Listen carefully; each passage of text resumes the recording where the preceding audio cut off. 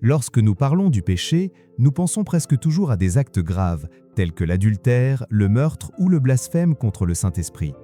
Pourtant, il existe d'autres attitudes qui déplaisent également à Dieu, mais que nous négligeons parce qu'elles se sont banalisées dans la vie quotidienne. Ce n'est pas parce qu'un comportement est fréquent qu'il cesse d'offenser le Seigneur. La Bible déclare « Celui qui pratique le péché est du diable, car le diable pêche depuis le commencement. Le Fils de Dieu est apparu afin de détruire les œuvres du diable. » Tout péché nous éloigne de Dieu et conduit à la mort spirituelle. C'est pourquoi nous devons reconnaître nos fautes et nous en repentir. Dans cette vidéo, je veux présenter 4 péchés très courants qui offensent profondément Dieu. Avant de commencer, n'oubliez pas d'aimer cette vidéo et de vous abonner à la chaîne. Premier péché, le mensonge. Le roi Salomon a écrit « L'Éternel déteste les lèvres menteuses, mais se plaît à ceux qui disent la vérité. » Beaucoup pensent que de petites omissions ou tromperies ne font aucun mal. Mentir au travail, cacher quelque chose à son conjoint, tromper un ami. Pourtant, le mensonge détruit la confiance, provoque l'injustice et peut même conduire à la mort, comme dans l'histoire d'Ananias et de Saphira. Ils ont vendu une propriété pour aider l'Église, mais ont prétendu donner l'intégralité de la somme alors qu'ils en avaient conservé une partie. Dieu a révélé leur tromperie et ils sont morts pour avoir menti au Saint-Esprit. Le problème n'était pas d'avoir gardé une part du revenu, ils en avaient le droit, mais d'avoir prétendu le contraire. Un mensonge insignifiant peut avoir de lourdes conséquences. Dieu est la falsification.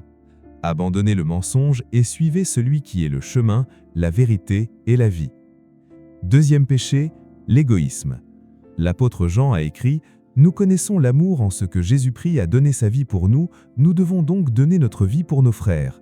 Si quelqu'un possède des biens et voit son frère dans le besoin sans en avoir compassion, comment l'amour de Dieu demeure-t-il en lui? N'aimons pas en parole, mais en action et en vérité. » Le rythme intense de la vie favorise l'égoïsme. Nous nous concentrons tellement sur nos préoccupations que nous ignorons ceux qui souffrent autour de nous. Beaucoup pensent « ce n'est pas mon problème, quelqu'un d'autre l'aidera ». Cette attitude déplaît profondément à Dieu. Se dire chrétien ne suffit pas, il faut mettre en pratique les enseignements de Christ.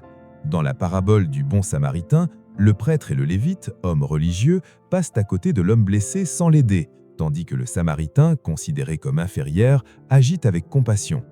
L'égoïsme démontre un manque d'amour véritable. Nous ne pouvons pas tout résoudre, mais nous pouvons manifester la miséricorde de Dieu. Troisième péché, l'envie. L'envie est un péché courant et dangereux. Paul nous exhorte « Puisque nous vivons par l'Esprit, marchons aussi selon l'Esprit. Ne cherchons pas la vaine gloire, ne nous provoquons pas et ne nous envions pas les uns les autres. » L'envie empêche de se réjouir de la bénédiction d'autrui et peut conduire à la haine. C'est ce qui est arrivé à Saül. Lorsque David vainquit le Philistin, les femmes chantèrent « Saül a frappé ses milliers, David ses dizaines de milliers. » Saül fut irrité et jaloux au point de perdre toute lucidité spirituelle. Au lieu de célébrer la victoire d'Israël, il se focalisa sur la comparaison. Cette jalousie le conduisit à s'éloigner de Dieu et à ruiner son règne.